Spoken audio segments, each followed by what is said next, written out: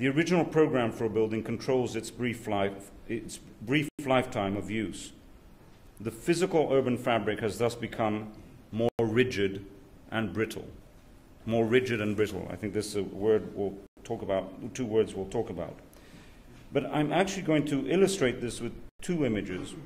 One is Richard Rogers' building, the Pompidou Center, which he did with Renzo Piano now 30 plus years ago, which was designed very much, Richard, around the concepts of long lice and loose fit, and exactly trying to deal with this issue that Richard Sennett has written about. And I want to contrast it very unfairly to This Could Be Anywhere. It's an image by a wonderful Italian photographer, Oliviero Barbieri, of, in fact, Shanghai, which I think symbolizes, just with this image, even the grain of the photography, of how rigidity and brittleness, in a way, nearly come together. But Richard, if I could ask you to perhaps comment on this notion of the life of buildings and how does one plan for incompleteness? Everybody knows the sentence, the only constant is change. Sorry. I have to remember these things. I'm saying the famous sort of sentence, the only constant is change. And I have no doubt that change, well, we all know, change gets faster throughout history. You just need to see the advances in the development of whether it's elements or whatever it is. You see a continuous change. Change is neither good or bad. I'm just saying the speed of change gets greater and greater. I would suggest, and I'll come back to the building, I would suggest that much of what the 40-year span of a building has very little to do with the building, it's to do with the market.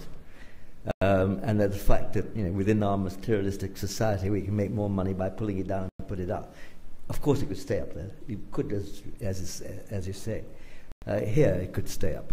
In terms of the Pompidou Center, which I designed with Renzo and a wonderful team, including Peter Rice, a great engineer, amongst them, perhaps the driving concept, and I will sort of quote the first couple of lines of the report, a place for all people, all ages, all creeds, for the old and the young, and for the poor and the rich. It was meant to be a sort of open-ended structure.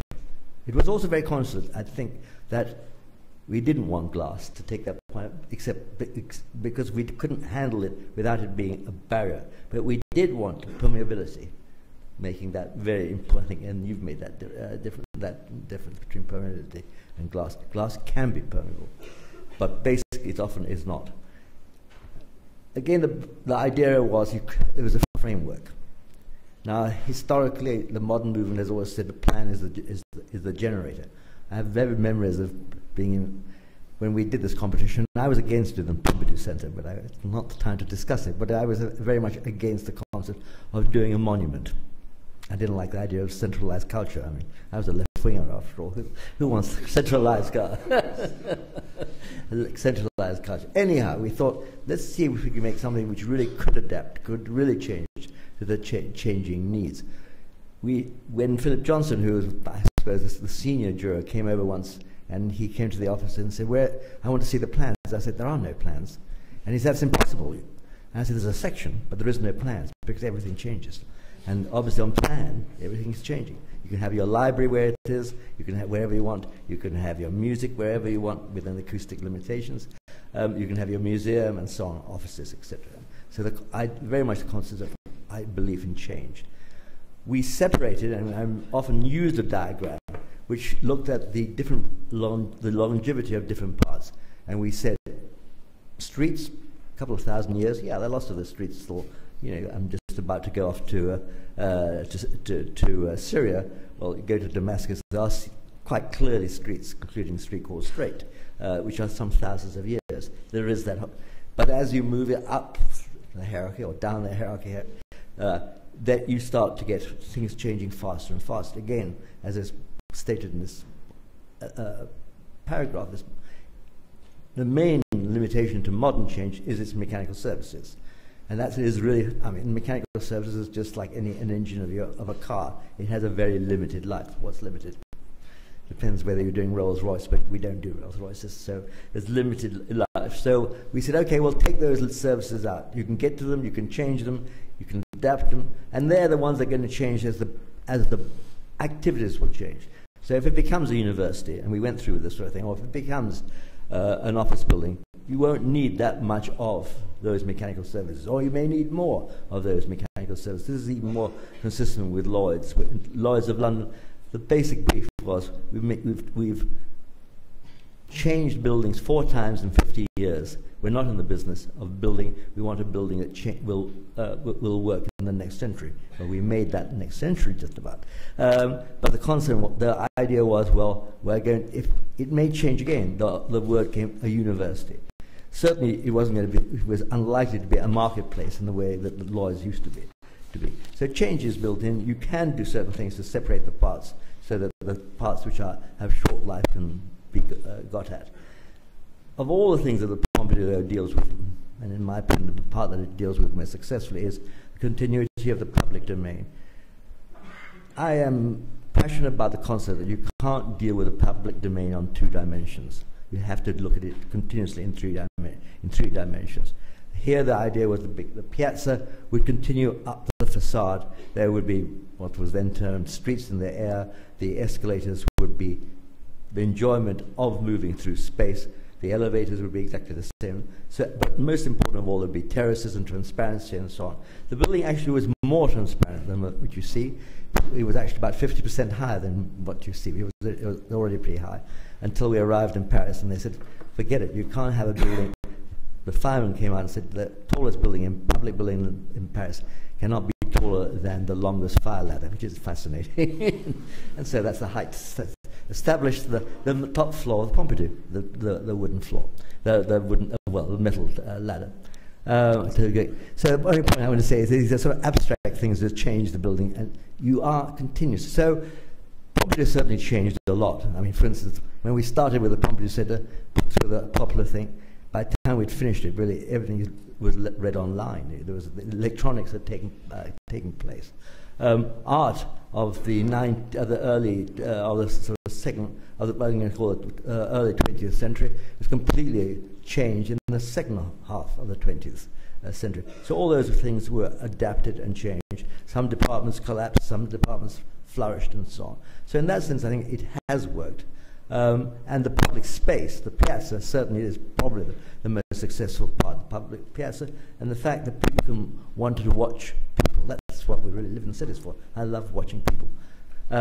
So the idea was people could look up onto the facade and see people going across it, and even more important, people from the facade could look down to the piazza and across. Richard, Paris. but can I just ask, and then David to follow, do you think today you can apply those principles of flexibility, resilience, which you feel have worked, to town planning? Yes, I think, and I don't see any reason why not. I mean, the complexity of the most difficult building to design is an office building. The problem is that the developer always thinks he's got the perfect answer, and that is the successful office he finished last week or last month. Yeah. Therefore, you're fixed with that building, and that is the most difficult thing to do. David? I'll just pick up on that with Richard. I mean, I think that the huge difficulty with building at the moment is that really, as we kind of develop sort of other sort of associates that work with us, the notion of efficiency and of kind of pulling as much as we can out of what we're building, which then kind of forces us to focus on kind of delivering very precisely exactly that which is written in what I call the briefing document of our project becomes really, I think, for me, the kind of stranglehold on architecture right now, to deliver exactly what's been kind of priced, measured, and laid out. And that actually the kind of joy that an architectural project can pull out of a place, the kind of relationships and connections that can come out from a kind of thorough analysis of the place, not beyond just the kind of economics of building, has become kind of part of the kind of difficulty of urbanism, I think, and also architecture. But I think that, sort of just finishing with that, there is a kind of opportunity to kind of look at building, especially now that we live in an age where energy and building is no longer just a kind of zero-sum game, that it actually becomes something that we do have to think about much more carefully. But actually I think that there is a kind of opportunity to think about the building of cities and the building of buildings much more. Yeah, I mean, I think this is, well, this is it's definitely the end game of a certain kind of model of plentiful in the world and going on endlessly. But we can't Geoff, have that. on this point? I work at the Foundation in East End. We have two buildings built in 1690, one building built in 1970.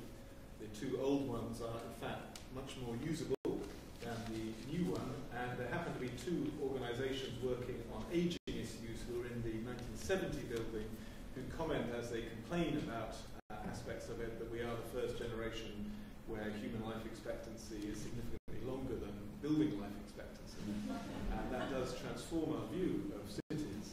But I just want to follow up what David said, because I think there's a really important, much more generic design principle here, which applies as much to political constitutions and universities and buildings, which is if you optimize, if your design attempts to optimize anything, it's bound to end up suboptimal because it can't cope with change. And if the alternative, which is sometimes difficult in buildings and in planning, is you have to build in incompleteness, to use Richard's words, in a sense, leeway and capacities to learn and adapt. And this is a design principle which is forgotten again and again in almost every sphere of life. Now, as many as you know in this room, this session is sandwiched in between Tony Giddens and the Archbishop of Canterbury. So it's a tough situation. And in 3 minutes, we have to vacate the room. So, of course, I'm not someone who's going to try and make the link between the preceding session and the theoretical concerns that were raised there and what Geoff was talking about now. But there is a moment that you look at this image behind me and you think of the notions of rigidity and brittleness of the urban fabric, and you think of the same notions applied to, say, financial regulation or the banking system or forms of governance. I think there's something there which might form the basis of a new book, Richard. But I'd like you to wind up and connect these strands for us. Richard, some final thoughts on this notion. Well, just thank you for coming. No, not that. No, not that. No. I have to work more. Yeah. I'm desperate for it. No, is there a link between this brittleness in Well, society I mean, and the Geoff architect? has really said what I would say to you. This quote is encased in something about really a debate about politics, which is that the attempt to find a finished form is always self-destructive. And I was thinking of this kind of Jeffersonian ideal that we should have a kind of overthrow every 32 years? I can't remember what he gave it a precise number of years, something like that, of political forms. And it's just a curious dialectic between the idea of getting something complete and getting something that can't breathe and live in time. But breathing and living in time means that you adapt rather than destroy. Things lose their form. They get to be a kind of incrustation rather than simply presence or absence. None of the children of people in Shanghai who grow up will have any memory of these places. And they'll be taken down, which is not adaptative change. It's not Jeffersonian change. It's just presence and absence, completion and destruction. And that's what I was getting at it's a political argument using this kind of visual form. Is that okay? Richard, thank you for that. I'd like to thank Judy Wajcman for organizing this event, and it continues, and Olivia for getting everyone here. I know Polly Toynbee did at the last moment say she couldn't come. Susie Hall again for helping structure this event. But will you all join me in thanking Geoff, David, and the two Richards? Thank you.